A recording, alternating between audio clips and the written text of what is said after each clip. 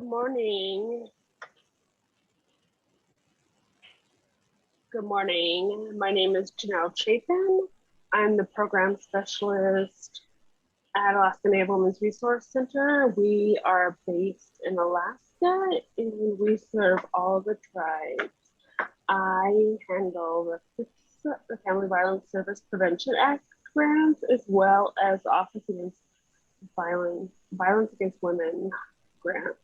My family is originally from Caltech, Alaska, which is in the middle of the state on the Yukon River, and Illinois. I'm going to hand it to Tiana to introduce herself now. Hi everyone, my name is Tiana Teeter and I am also a program specialist with the Alaska Native Women's Resource Center. I work primarily with the Office of Victims of Crime grant, so I help tribes who either have an OVC grant or tribes who are interested in getting one. I am from Fairbanks, Alaska, and my family is from Huslia and Tanana Rampart, so all in the interior of Alaska. I'm really excited to be here and to be talking with you all today. Thank you. So we're going to be talking about how culture is our best protective factor in healing practices and some of the way that may impact some of the work that we may do. Next slide, please.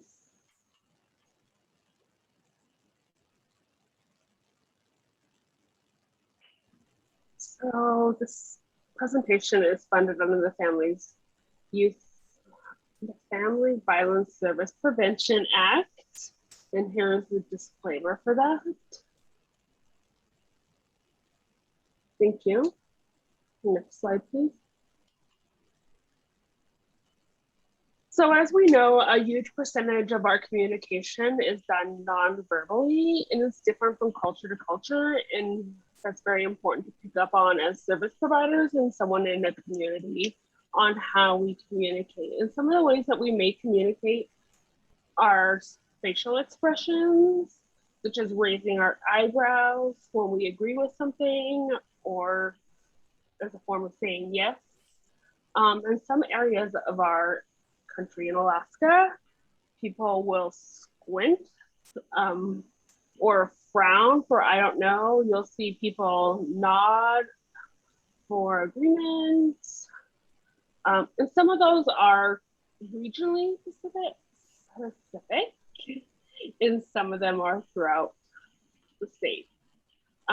So we always want to be aware of the nonverbal cues that we are working when we are working with the population, no matter where it's at, who it is. So in our cultures in Alaska, the majority of them will avoid eye contact when speaking as a sign of respect, and that has created many issues since the beginning of contact and the beginning of contact and dealing with agencies and court systems. It's often in Western society, it's often shown as a sign of guilt or disrespect not to make eye contact, and that's just the opposite with our cultures. You'll also notice that we talk a lot with our hands. At some point when we get into the presentation, you'll see my hands start flying as I talk. We use our shoulders a lot. Different areas may point with their lips and forehead. I can't do that. My area doesn't do that. So I just don't have the facial coordination to do that. And the vast majority of our cultures in Alaska are comfortable with silence and long pauses when we speak. So you'll see me try to do some of that as we go through, but when I go into presenter mode, I don't always do it. So I do try to model it as we go through so that you're aware of some of the differences. Diana, can you think of any that I missed that we should go over? No, I don't think so. But I think it's just important to note that as a person providing direct services or working with clients, it's good to take note of these nonverbal ways of communication, especially if you're working with Alaska Native or American Indian or Indigenous people. it'll help in providing services, and it'll make everything much easier, especially if somebody's in a situation where there's trauma and they're having trouble communicating. So I am always comfortable saying my culture is different. Can you explain to me what you're doing if I repeatedly see someone doing a gesture that I don't understand? So you need to find your own comfort level when you're working with populations. We also don't want to put them in the place where we're having them teach us, but we want to be able to understand and communicate effectively. Next slide, please.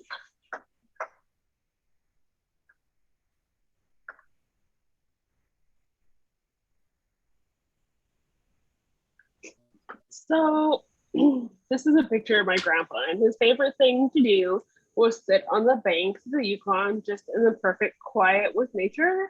And that just demonstrates to me perfectly what our culture's like and how comfortable we are with the quiet and not having to have the noise constantly. Like my children have to have music on, and music is in their head all the time, and they're singing.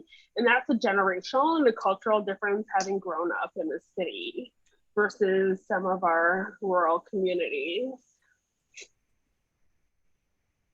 So in many of our cultures, as you ask a question, it may take longer than you think it may need to answer a question, because our questions are often, or our comments are often made through storytelling. So it may appear to go on, but it's just the style of how we communicate. Our thoughts are always thought out before we respond. Our speech is deliberate because of how we were taught to learn and how we were taught not to. We observe a lot as we learn. And an example of that in how I have mixed my two worlds, both Western and traditional, is I watch a lot, but I ask a lot of questions. So my aunt had to learn to ask questions when she was learning a new process from our elders, because she knew I was going to ask, because I needed to both see it and hear it to understand how it was happening. So that, although that wasn't traditionally something that we've done, for me, that was brought in as an influence of classroom learning, and both my parents were teachers. So we need to continue to encourage our people to speak out on social issues. And that doesn't come naturally to us because we were taught not to question out of respect. Because traditionally, when we were in our communities and we were safe, we would have been questioning our elders, and that has moved on as we had contact with other entities. So at the time of contact, when our children were sent away, they were also taught not to speak out on what was happening, and as things began to happen in our communities. And so we need to learn to break that silence in order to deal with some of our social issues. Sorry, I'm pausing just a second.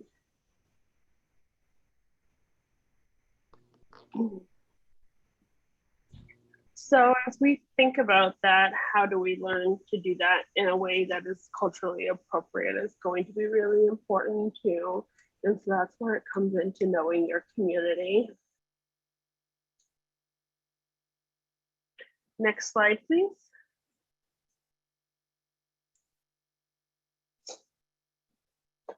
So these are always really interesting to me. There are examples of regional language and how it can vary from region to region in culture and languages. Yes, someone put eyebrow gestures. That's big in some of our communities, where you just raise your eyebrows to say yes or no, or you furrow them. I can't even do it well, to say no. You might hear someone saying, I'm doing bum today, which means they're either not feeling well mentally or emotionally, or they're coming down with a cold. I've heard other people in some regions say, I'm trying to quit or I'm still trying, meaning they're trying to quit drinking, smoking, whatever it is they're working on. So for me, it might be like, I am trying to put my phone down more. And by doing that, I might pick up my beads. I might go out for a walk with my kids. So those are the kinds of things I might mean I'm trying. And they can affect us in all different kinds of ways. So depending on what it is we're trying to change. And so being aware of that when we're talking to someone is really important because we don't want to miss cues of what's going on with them. So depending on where you're at, it can be very important to work with other agencies to help them understand some of our regional languages or sayings. For example, if he's bothering me or they're acting funny, can be all the way to my brother's annoying me, to my uncle's molesting me or raping me, or someone in my community. So it's really important to know those things. We've had countless police officers or state troopers dismiss when someone came forward saying they were bothering me or they were acting funny, just thinking that they were being annoyed or taking it as bothering because it was a real cultural difference. So, but knowing that in that area, having done some work or having known someone from that area, that it's really important that that acting funny may mean someone has been hurt in some way. So some of the other things that are important regionally. So if you begin to think about some of the things in your area that are important, for example, in my area, owls are a bad sign. If you see or hear one, it means they're going to bring news, and it's not usually good.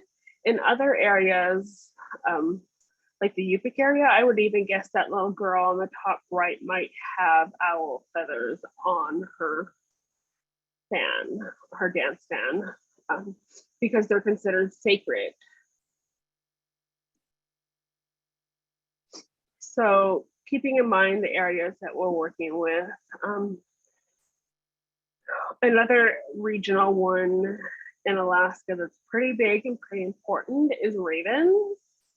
In the southeast area, in the upper northwest of the United States, in southeast Alaska, ravens are one of their big clans.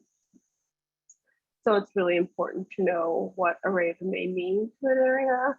But in my area, they're trickster or prankster, or sometimes so being aware of community norms is important. An example I have of that is, although ravens are typically tricksters, in my family, there's a family story going back, I believe, 3 generations, that one of my cousins rescued a baby raven and put it back in a nest. And so they'll bring in news to our family or warnings to watch out for something, and they watch out for us. In other areas, if a raven flips and does a complete flip over you when you're out in the woods, that may mean that you're going to have luck. And in our areas, we don't say we're going to go hunting. We say we're going to go for a walk in the woods, or we're going to go out. And I said that on a call recently, and it triggered a response in a conversation with someone. I said I was going to go for a walk in the woods. And that area uses walk in the woods when someone dies.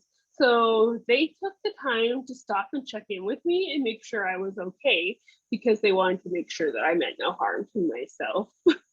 So that was a really interesting learning experience for me.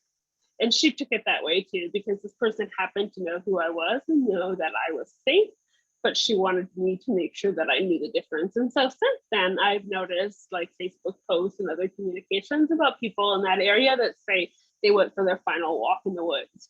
Well, I might say my husband and my son are going for a walk in the woods instead of saying they're going out hunting. So things like that are really important.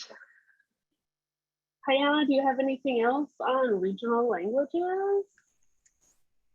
No, I don't think so. I think you covered it really well. So I see another one here in the chat. Eye contact with a person of the opposite sex is discouraged and never to speak to an elder of the opposite sex. So that's interesting. And that's definitely a regional thing, I would say, or a cultural basis, because that was not one that would be in our culture. So that's really interesting. I love to hear cultural norms from other people. Verbally expressing yourself was a sign of weakness for men, and things that took time to overcome, but makes it easier to understand natives when I act them in that manner, when I see them act in that manner. Yeah, so that's really important. I think that's one thing that we also need to be able to work through culturally and as service providers, is that our men can't be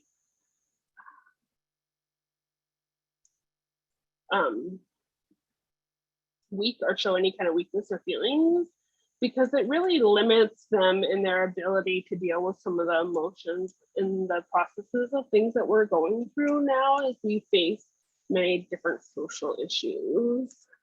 And it's more important now than ever, because I feel like we're getting so many inputs from different ways. Social media, in our communities being shut down, the loss and the grief as some of that's happening. So just being aware of some of those things so that we can take that into account when we're working with somebody. Thank you. Next slide, please.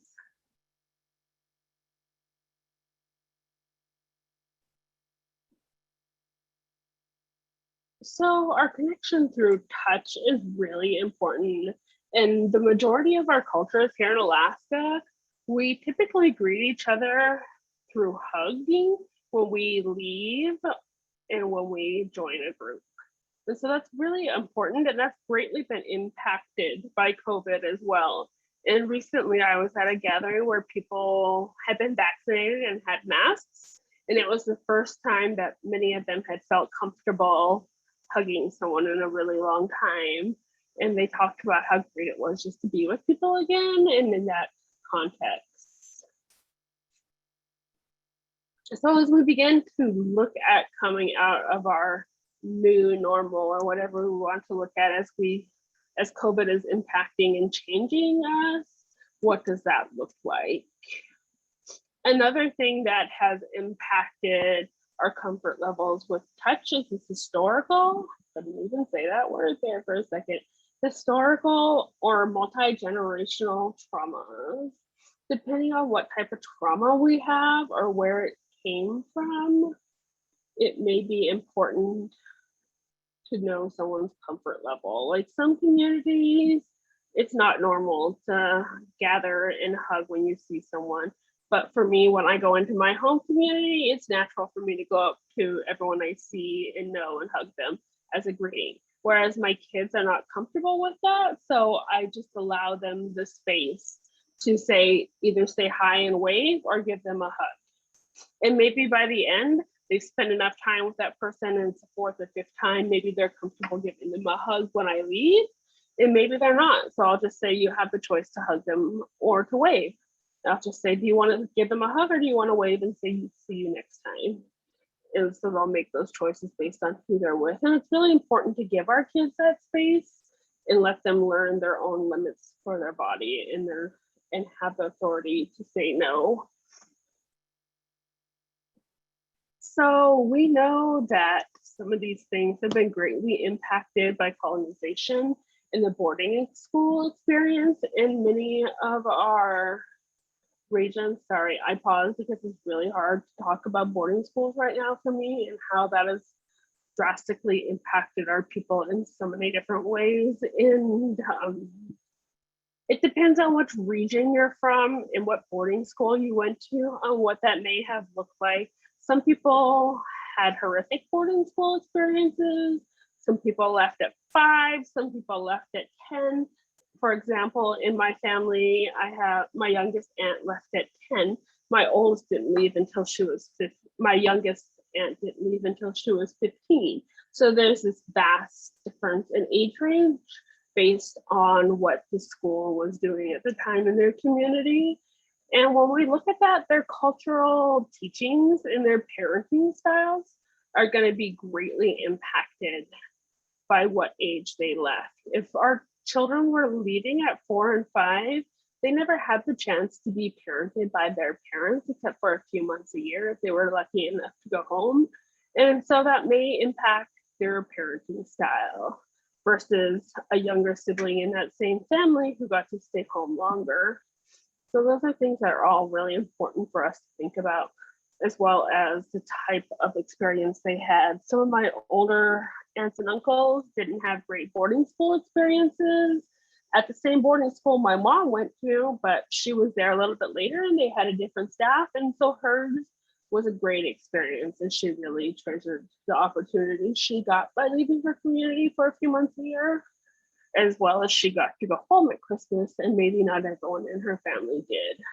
So all those are really important things to think about when we're talking about what our cultures provide for us, because not only did those children lose their normal cultural coping skills, they may have been replaced with grief. We know that for sure every one of those children that left had some form of grief, and it may not have been talked about that it was normal to grieve leaving your communities and leaving your families, and that was a huge loss. And so it wouldn't be unexpected at that time period that we wouldn't have acknowledged or talked about those and how it may affect somebody.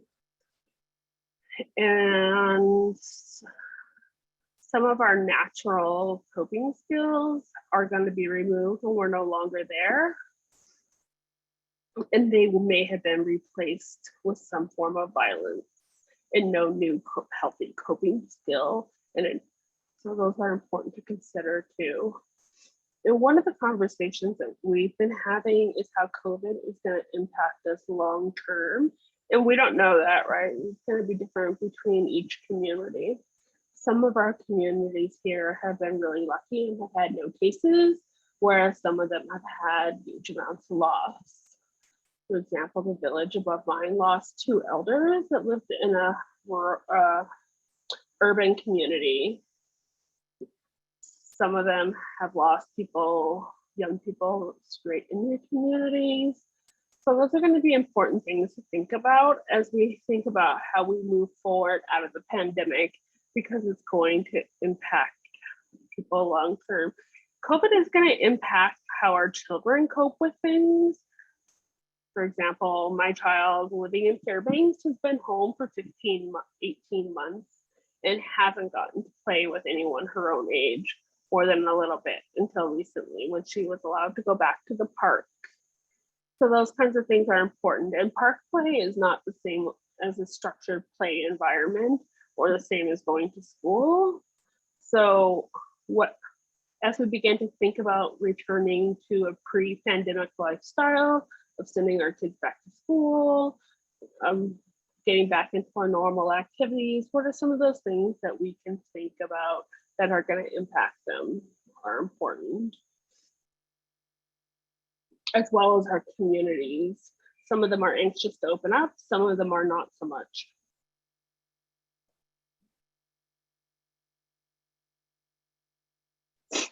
Next slide, please. Sorry, my eye is bothering me here.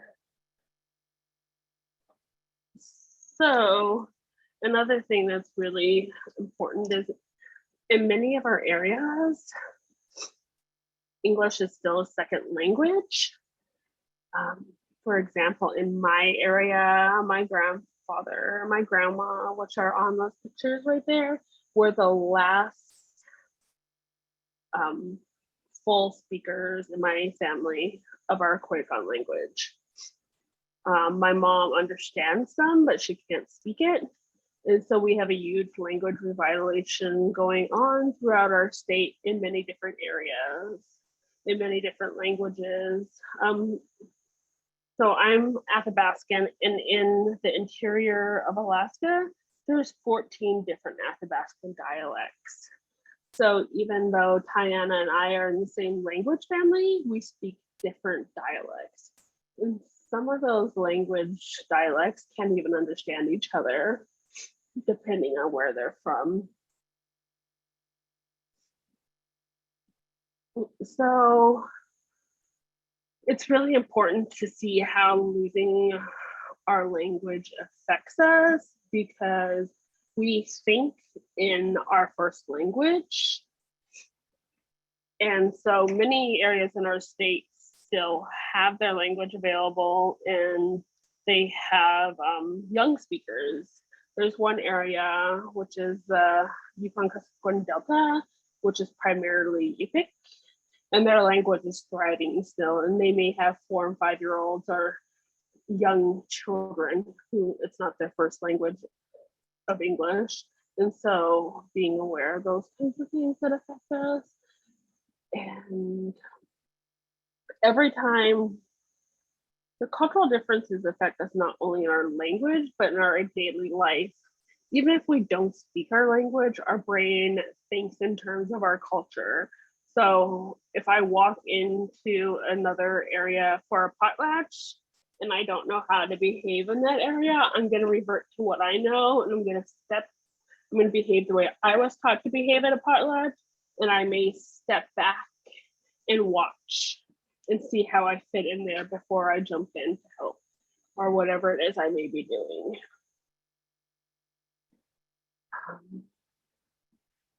Our languages have so much depth in them. For example, my language, I believe, has 13 to 15 words just for snow, whether it's wet snow, dry snow, blizzard, all those types of things, textures of the snow. So when we lose our language, sleet doesn't sound the same as it might in my language, and it may not convey the same meaning. Or it's fluffy snow. In my language, that would be a totally different word and have different meanings of what it would mean for safe travel. So with our language, there are many protective factors, but unfortunately it comes with barriers when we're interacting or living in a Western world, because it may present challenges to written language, such as filling out forms or talking to. I gave an example a little bit ago of how acting funny may not be anything to someone, but I may have just been assaulted, and that police officer just left because I said he was acting funny by me instead of he just assaulted me.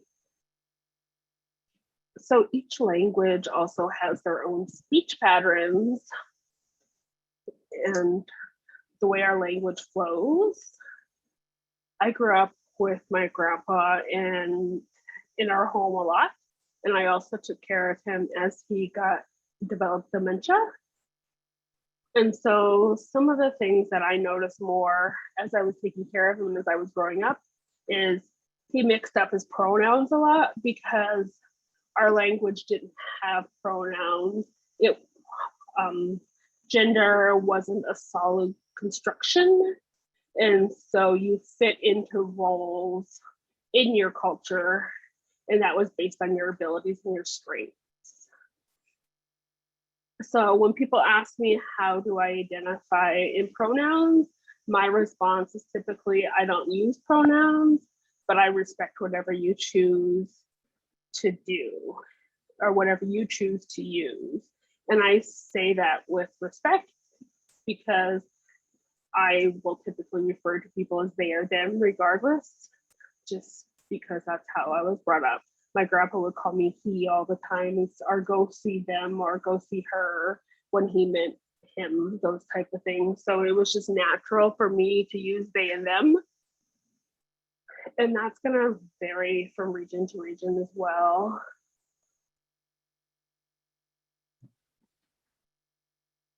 So typically here in Alaska, we can identify where someone is from, even just through a phone call, based on regional accents. And we'll say, oh, where are you from? And they'll tell us. And then we call Alaska a small village or a big village in small cities.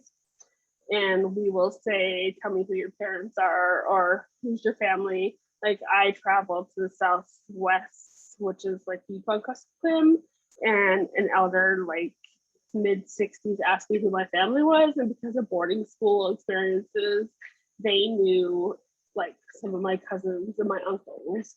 So it really is a village here. And so we really get to know each other in many different ways in our languages and cultures.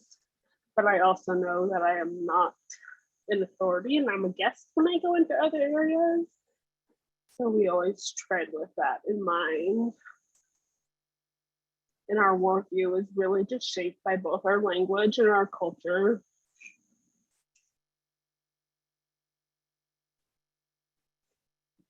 So keeping that in mind when we're working with people where they may be coming from.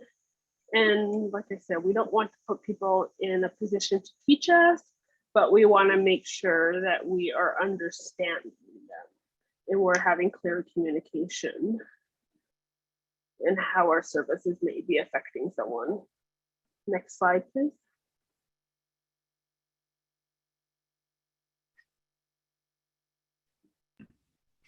So just the way we want people to be more aware of nonverbal cues, regionalized language, and just different forms of communication when working with Indigenous people. We want service providers to also be aware of protective factors of Indigenous people because they are unique and they are important, and they do make a big difference in how somebody begins their healing process and moves on from trauma, and it affects the kind of help they're able to get. So we really just want to just have a long discussion on this. So what is a protective factor? Protective factors are skills, strengths, resources, and supports or coping strategies that help people deal more effectively with stressful situations and trauma. And just the way like Western modern society has changed the way we communicate with each other, it's also kind of changed the way we use our traditional protective factors that are just culturally specific to where we're from and our families and our regions. But they work to reduce and or eliminate risks to individuals, families, and communities. And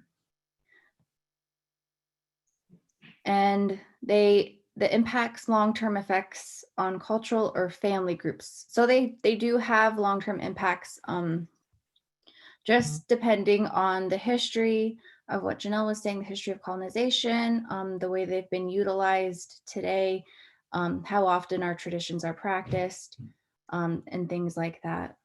Janelle, am I forgetting anything? No, I think we're going to cover a little bit more in depth all of those. Thank you.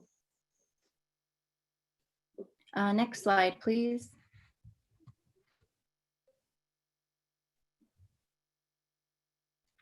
So as Indigenous people, I believe that culture is our strongest protective factor. When I was going to college for my bachelor's degree, I was really passionate about learning about protective factors of people in my area of interior Alaska. So I sought out people who I recognized and viewed as culture bearers, people who practiced their language, people who created native artwork, whether that be beading, carving ivory or carving wood, people who took the lead during potlatches and ceremonies and things like that. And I asked them why or how has culture been like such a strong protective factor for you? How has it helped you in healing, whether that be from domestic violence, depression, whether that be from any kind of traumatic event? How did you use your culture and why? And everyone that I asked said that it gave them peace, it gave them hope, it helped connect them to other people in their lives because they were having to, ask for help, get guidance from elders. But everyone said that out of all the things they did, whether it be going to support groups, AA meetings, talking to counselors in their community, that practicing their culture had the biggest impact because it really just touched their heart and it affected their heart and it gave them a support system. So one of the reasons that our culture is our strongest protective factor is because of our cultural values. Within Alaska, there are different regions, and each region has a specific set of values, but they're all pretty similar. And those values can be things like humor, caring for others, practicing your culture, loving children. It's all about love and it's all about caring for people and it's all about the collective well-being and taking care of others. So they all the values promote living a healthier lifestyle. Our culture also gives us a sense of identity. Like Janelle said, when people meet other people in our communities, they always ask, who are your parents? Who are your grandparents? Where are you from? People have a lot of connections to their ancestry and they really just look to their ancestors for guidance and for prayers and for that identity that gives them, they feel a purpose. And so even when they're practicing, their cultural traditions, it gives them a sense of identity because it reminds them of, years and years and years of these cultural traditions being passed on to them. Subsistence living is also one reason why our culture is our strongest protector, not just because of how healthy our traditional foods are, but because of the kind of lifestyle you have to live in order to get those traditional foods. It takes a lot of work. It takes a lot of physical strength. It takes a lot of mental strength. It takes a lot of working together with your family to be able to provide those foods to help you throughout the year. And within our culture, we all have a role. Just going back to the subsistence and traditional living, there are certain people in your community who go out hunting or who go out fishing or who go out gathering. And there are certain people who, stay and take care of the kids or who take care of the food and help to process it afterwards. Everybody has a role and everybody's working together. Everyone's working together to achieve this goal and to achieve something healthy and something meaningful for them. And all of our practices, all of our traditions, they work together to build up our community and our connection to one another. Like Janelle was saying, in our region and where we're from, a lot of people, they greet each other with hugs. As soon as they see each other, or as soon as they leave, there's just really strong connections within Indigenous people. And I can see that when I'm traveling to someplace new, and if I start to feel like culture shock, or if I start to feel like homesick, as soon as I hear like Native Auntie laughs, I feel comfortable immediately. As soon as I see Native people smiling or talking, I feel comfortable immediately. It helps me to have some form of connection. And our culture helps to form our worldview. And this can be affected by multiple different things. One of the big ones is language, which Janelle talked about a little bit. When we start to lose our language, we lose so much. And so in today's society, our worldview has changed a lot. But one thing I think that we have for us going for us is our cultural traditions, because they really help us to see things in a more positive light, in a healthier way. Next slide, please.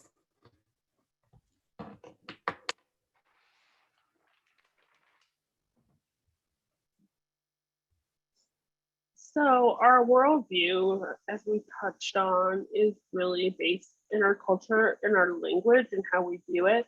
I view the world as a Koyukon woman, as an auntie, as a mom, versus my 21-year-old son who is going to see the world through an urban Koyukon young man raised in Fairbanks. Use it very differently. Although we're from the same culture, we hold the same values, his view of the world is going to be so much different than mine, just based on experience and those protective factors he may look very different than mine. But one thing that doesn't change throughout our cultures is our need to be self-sufficient and collective at the same time. We are family-based, but we believe that we need our families to survive in our communities. And so each person plays a role in my family and in our communities and in our cultures. And so when we think about that, what does that mean? Because now in this age in modern society, we're being taught to live individualists instead of collective. And so how does that impact our protective factors, our worldview, our ability to move forward functioning in our cultures? An example of that is I live in an urban area and my mom lives 5 miles away, but I still see her most days because my daughter is either there visiting her or my mom is watching her while I'm at work or my husband is at work. So those kinds of things versus my 21-year-old son who has moved out and has learned to live self-sufficiently, but he still comes to visit and he still does those family activities with us. But his view of individualism versus collectivism is just a little bit different just in one generation. And so how that changes and what that's doing to our culture is really important to be aware of, and how we're teaching our children to cope with those things. And each person in our society played an important role, like Tiana said, because we couldn't survive without everyone in the harsh environments that we lived in. And those environments taught us not only to be resilient. So we've talked a lot about the traumas that our people have experienced through colonization and boarding school. We know we have a lot of social issues. Here in Alaska, we have some of the highest rates of domestic violence and sexual assault. Those are really big social issues that our communities are facing. We have high rates of suicide. We are losing our people at epidemic rates here in Alaska, and we know that by opening these conversations, that's how we're going to heal our people. And we believe strongly, not only did our ancestors pass down that generational trauma, but they also passed down a huge amount of resiliency. And that's how we've gotten to be where we are today. And that resiliency is going to help us heal our people through the work that we do and the conversations that we have. To me, if I just impact one person in a daily conversation, that's a huge factor for me. I had someone reach out to me blindly that I worked with like 15 years ago and said she was non-native and said, "You taught me a different worldview just in the short time that we worked together. And now I know what I don't know. And I'm comfortable working in other populations just by realizing how different we all can be and how resilient that we can be." So those are all really important things to think about because that resiliency is in our DNA as well. And we need to continue to remember that. And so we've talked about today about how our gender roles are not as defined as they are in Western society. We had roles where our two-spirit or our bisexual or gay family members may fit in there, and there was not that outsideness or remove that we see in some aspects of Western society, that we were very much together and we needed all to function, and each person was looked upon for their gifts and their talents. And so we knew that came along with colonization and Christianity, that those things were looked down upon. So how do we get back to those values in some of our communities, or how do we embrace them and highlight them to show that all community members are valued and loved? Because as we know, our LGBTQ populations also face high rates of domestic violence and sexual assault. And so we want to begin to look at that when we're talking about what our cultures look like in terms of gender roles. So as we sit like that and think about it, just begin to think about what that looks like in your culture. Where do they fit? How are they embraced for their skills? And how do we carry that forward in our daily actions and our work? Because when we know who we are, we know what we stand for, and we can lead together as we lead these conversations and lead through our actions.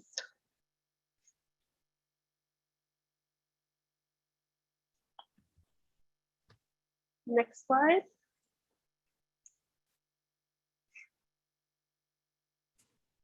So we'll be going over subsistence living just a little bit more because it is such a strong protective factor. And not only that, but our people here in Alaska heavily rely on our traditional foods, whether that be, moose meat, caribou, any kind of fish, whale, seal. We really rely on our traditional foods because the cost of shipping and the cost of groceries in our smaller communities is really, really high. So people rely on this form of living throughout the year. But it's a protective factor because it gives respect and allows people to connect with the land and the water of where they're from. It instills in our people deep respect for the areas they live, a deep respect for the animals, and it instills values like ethical harvesting, taking no more than you need, providing for others in the community, whether that be, hunting for a single mom and her kids, or hunting for our elders, or just hunting for people who aren't able to go out themselves. We make sure, everyone is fed, everyone is taken care of in the community, nobody is left out. Everyone is learning these values and these skills to be able to go hunting and fishing. And we also see our traditional foods as medicine and as healing. When I think of my traditional foods here in the interior of Alaska, I have memories of sitting at my grandma's table and sitting with my grandma and eating these really special foods that I didn't get when I was in the city. And whenever we travel somewhere new, we recently traveled to Southeast Alaska, but everyone I met, everyone I talked to, they gifted me with some kind of food, some kind of traditional food that they worked for, that they processed, and it was a gift. And it was really special. It was really special to me because it showed that they cared and, that they valued me, and that they were thankful that we were there. It was a really nice experience. And so whenever I think of traditional foods, I think of healing and I think of soul foods. And then I think of how hard it must be when, we have a victim of domestic violence or sexual assault, or any kind of victim of crime who has to leave their home community and go and stay in a city to get services, whether that be advocacy services, health services, having to work with law enforcement, having to go to a domestic violence shelter, and they're in this strange place and they're eating all of these city foods and they don't have any of their soul foods that could, that could help comfort them, that could help give them healing. And it's really hard. So some people might think of subsistence living as, unnecessary, or they might put it down. But I think Indigenous people really see it as a protective factor, and it is one of the biggest parts that aid in their healing because it allows them to work with other people and to just be in their communities and give them that kind of comfort that they need. And you also have to be really physically fit to be able to go out and walk long distances or to be able to go hunt big animals. And so it takes a lot of health, not just physically, but also mentally and emotionally, because it's long days, long hours of working to process and working alongside your family. When we have families in the interior who go fishing, they're gone for, weeks, they're gone most of the summer working on that. Next slide, please.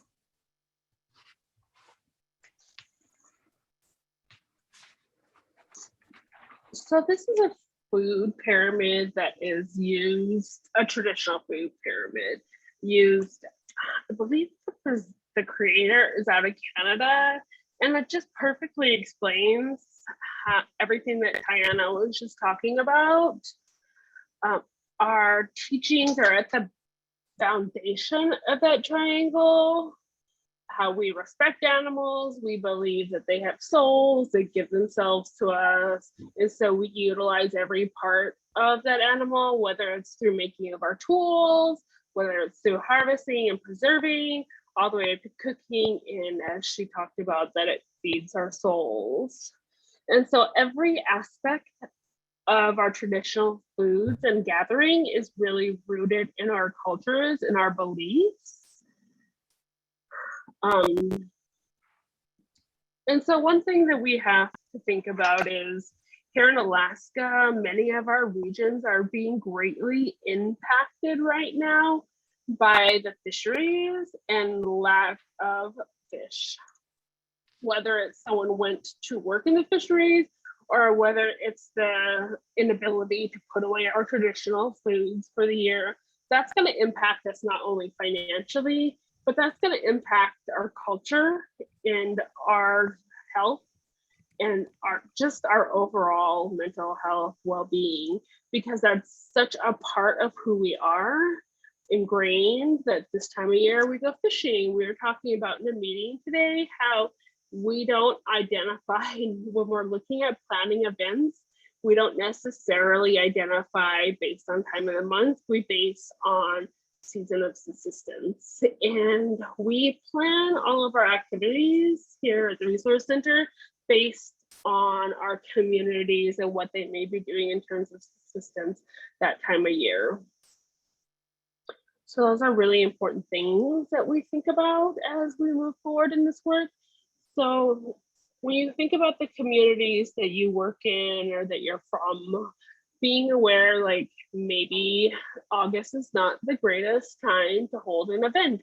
We may not see a lot of people show up because maybe they're out picking berries. So if we live in a rural area, maybe we could have a gathering where we meet in berry patch. Those kinds of things are going to be important when we're trying to provide services. Those are my favorite kinds of visits with my friends in the summertime. Is out berry picking. It's relaxing. All you hear is the noise of the kids playing, the birds, sometimes mosquitoes. They're really bad this year. I looked at the back of my truck as I was getting in and they were swarming it. So those are the kinds of things that we think about as we are providing services to our tribes and our families. And we also look at that in terms of just how we're going to be staffed for a certain month, because we know people are going to take off because we have 24 hours of daylight now versus in December. We may want to get out of here and go somewhere where we can see the sun for more than an hour or two and it has heat. So keeping all those things in mind as we work with people and families. It wasn't until I started working directly with tribes that I realized like how busy certain times of the year get because of fishing or because of berry picking or because of that short window for hunting season. You know, we have to reschedule meetings a lot or plan meetings around it. Yeah, it's a cool experience and it's really great working with tribes and seeing that, you know, they're able to do stuff like that while still holding, you know, these really big jobs. Yeah. Next slide, please.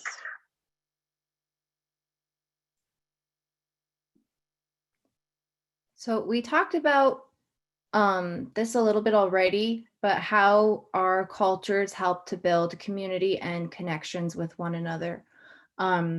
So under physical health, you see traditional games, and traditional games here in Alaska are games that have been developed over centuries that represent hunting, that represent physical pain, that help to build up your endurance to physical pain. But we have Native Youth Olympics where youth and teenagers from all over the state of Alaska, they practice for months for these games and then they meet at NYO.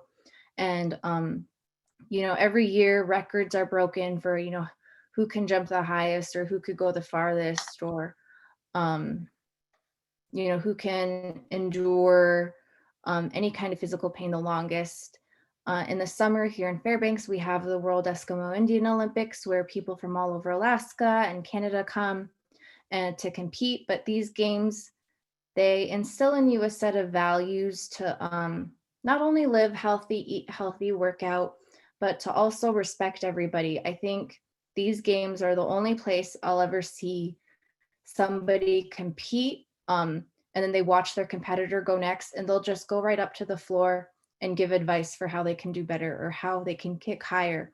Everyone's working together to just try and do their personal best, to try and break world records. But my husband used to be a coach for Native Youth Olympics, so I got to see firsthand how healthy it can be when you practice these traditions and these values. Because you're not only working with other athletes and coaches, you're working with elders, and just people from all over your communities in the state, to just build relationships and connections with one another. Under physical health, you'll see again subsistence, because of how healing it is for you spiritually, but also for the physical strength you need to be able to do it consistently every year. You'll see endurance because of traditional games. I don't know why, but it's fun for us to see how much pain we can endure, and it's just a really popular thing for, I think, every region that does Native games. Under spiritual health, you'll see grieving processes. Here in the interior Alaska, for my family specifically and where I'm from, we have a really long grieving process. When a family member or loved one passes away, we have the funeral, we have a funeral potlatch, and then the family gets all of that person's items, the person who passed away, and they store it for 2 to 3 years. And during that time, the family works on sewing. They work on gathering, furs, anything that they can use as a gift for other people in the family or elders, or people in respectable positions. And 2 to 3 years later, they have a memorial potlatch where people from everywhere who knew the person, they come and they gather, and they have a potlatch for 2 to 3 days, and they eat and they give out gifts, and they return those items that belong to the loved one to their family and their friends. And it's seen as, like that last moment to say goodbye to the person, where you can no longer go forward grieving heavily because it holds them back. But during that whole process, the whole 2 to 3 years, it's a long grieving process, and it's hard, but it's very healing. It's very healing. And our healing processes, they build connections with one another. They allow you to work with your community and your family.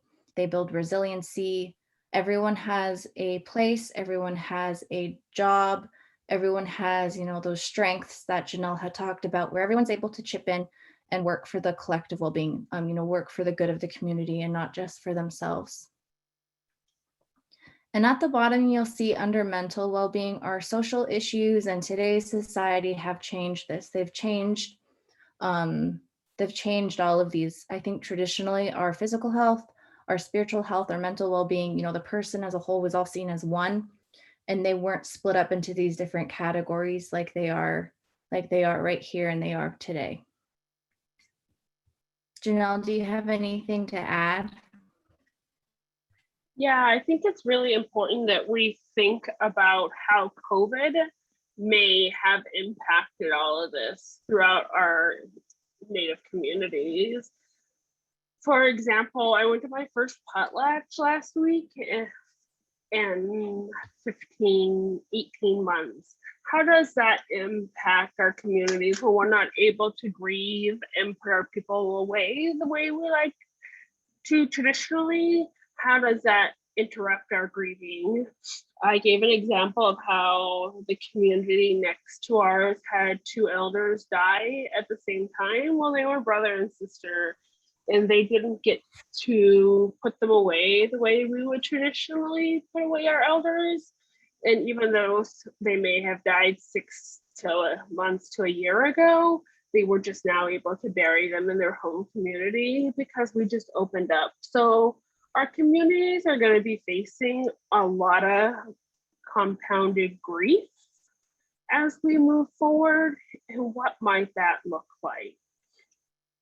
So keeping that in mind for the area you're from. And like Diana said, we can't emphasize enough how the mental well-being and how much that has changed based on individualism and living out of our cultures on a daily basis and how that affects us. Thank you. Next slide.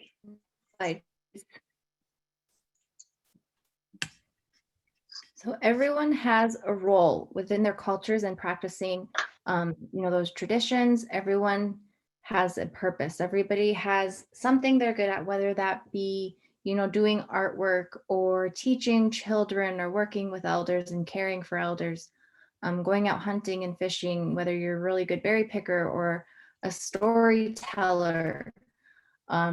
Everyone has something they're good at, and it gives them a place of belonging. It gives them space in their communities to work with others or to teach others or to learn from others. And it really helps to build that connection. If you think about, hunting practices, our traditional dance groups who sing, those really old songs and who do those traditional dances. If you think of native artwork and native artists, you have to think of, where did they learn those skills? Who taught them how to do it that certain way? So everyone has a place within their community and the strengths of where they're at. And it gives them a purpose, so they don't feel like they're alone.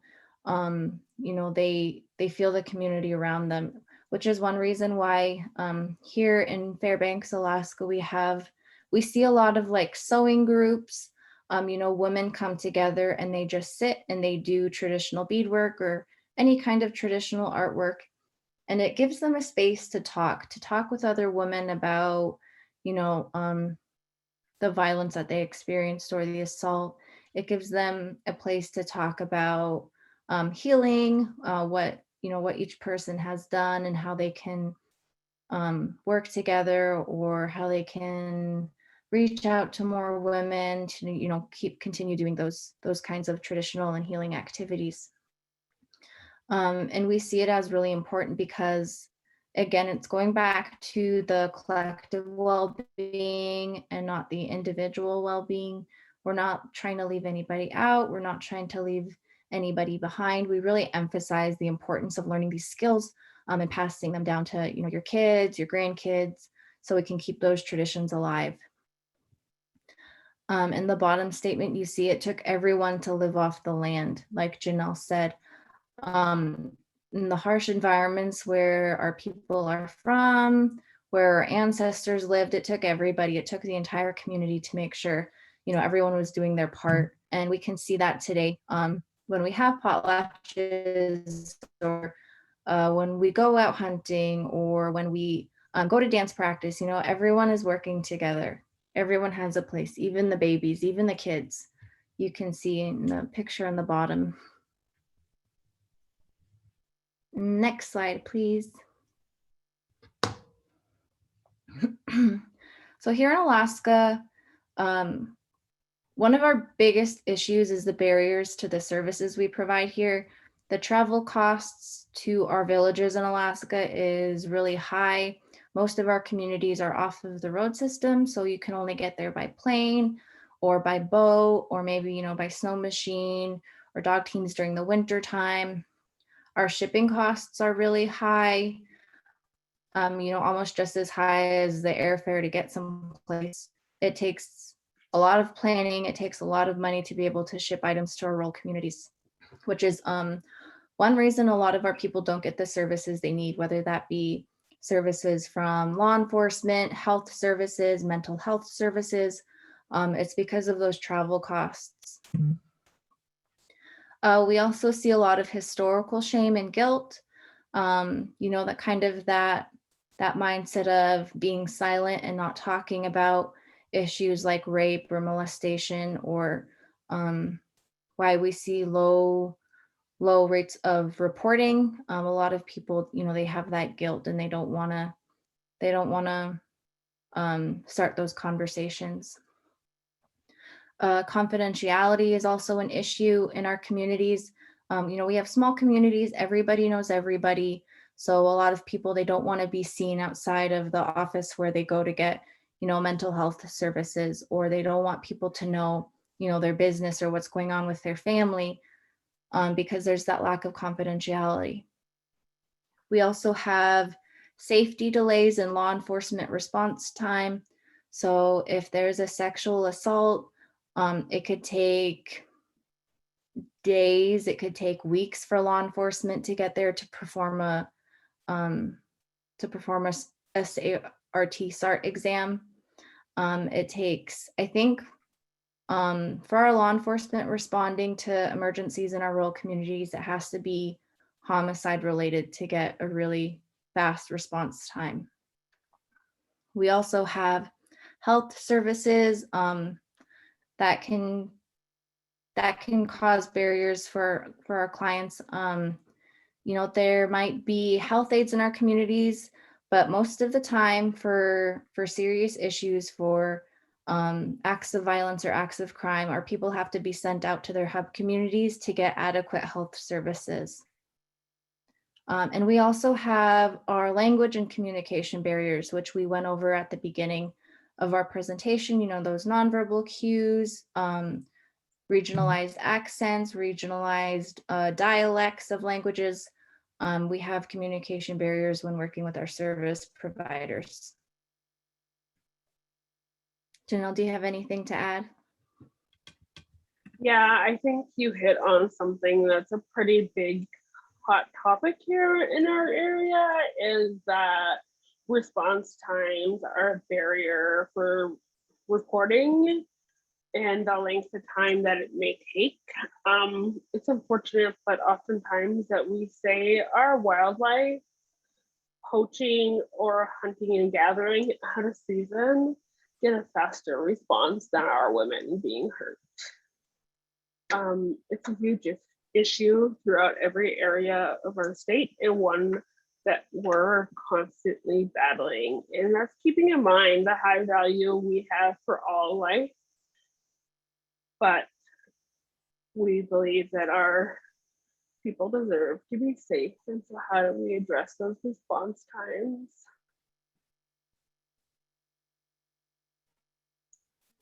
Next slide, please.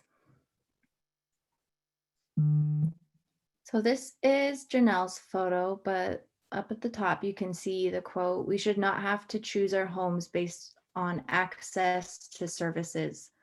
I really think that, if something traumatic happens to a woman, if she's sexually assaulted or experiences any kind of violent crime, and she's sent out of her community to get all the services she needs, whether that be, health or talking to law enforcement and doing her interviews, all of that, she has to leave her family, her community. She has to leave the place where, all of her traditions are going to be more alive. She has to leave her soul foods, everything down to the food in her community is healing for her.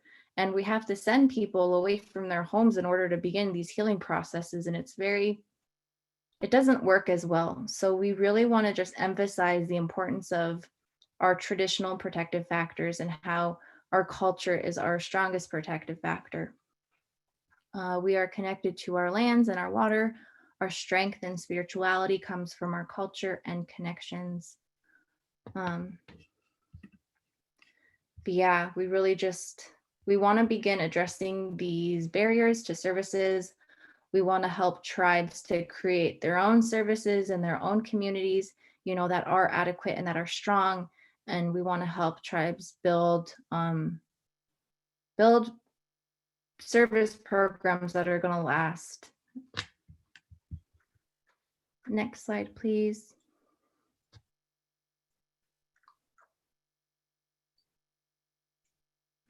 Here is just the Strong Hearts Native Helpline. there's their phone number and their website link. If you need to talk to an advocate or refer somebody to an advocate, they have Native advocates that are 24/7 now, that, can just provide that extra support to those who need it. Next slide, please. And then here is the Alaska Native Women's Resource Center, our phone number, our mailing address. You can see our Facebook link at the bottom and our mailing list to stay up to date on any kind of trainings we're going to be offering. But yeah, thank you all for listening in on our presentation, and we hope to be able to talk to you all again in the future.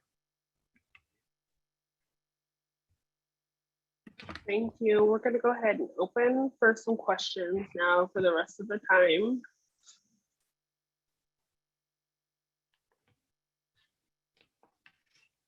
I have a few for both of you, but we'll just leave it open for just one moment to see if anything comes through in the comments. We had some really good conversation about food, and now I'm hungry. That's what I was just thinking. It's lunchtime here in Alaska.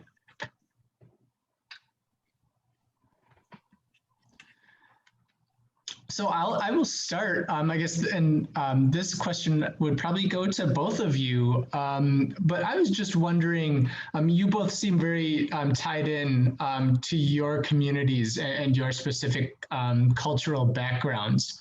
I'm wondering how an individual who's less connected or disconnected from their community or their respective community culture could be connected to those assets in communities, just based on your own experiences.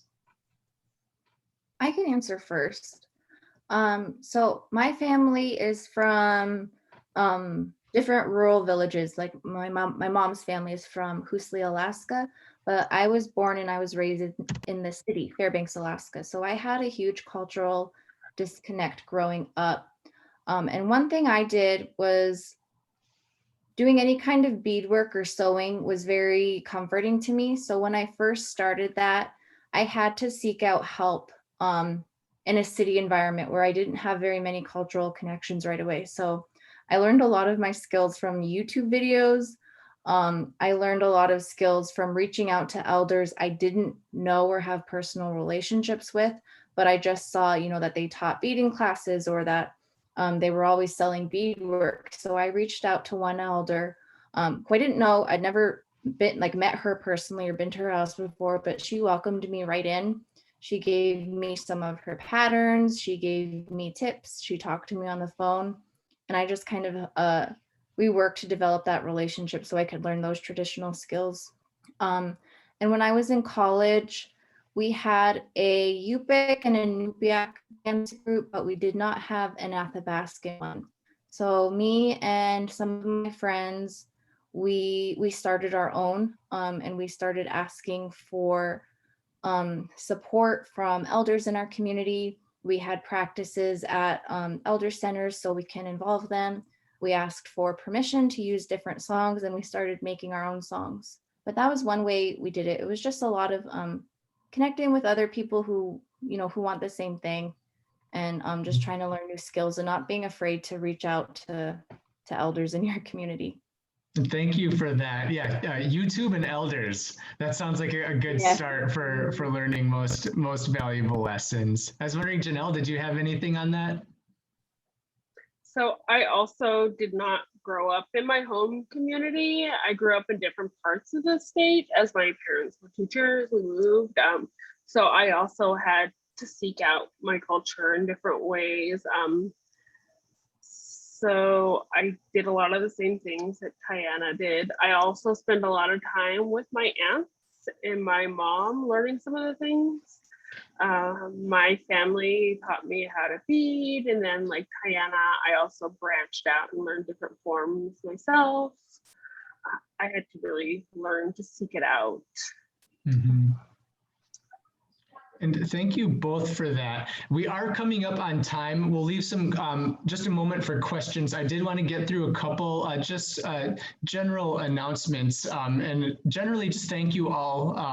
Thank you both to Tiana and Janelle for sharing today. And so once again, thank you to the audience for attending. Culture is our best protective factor and healing practice.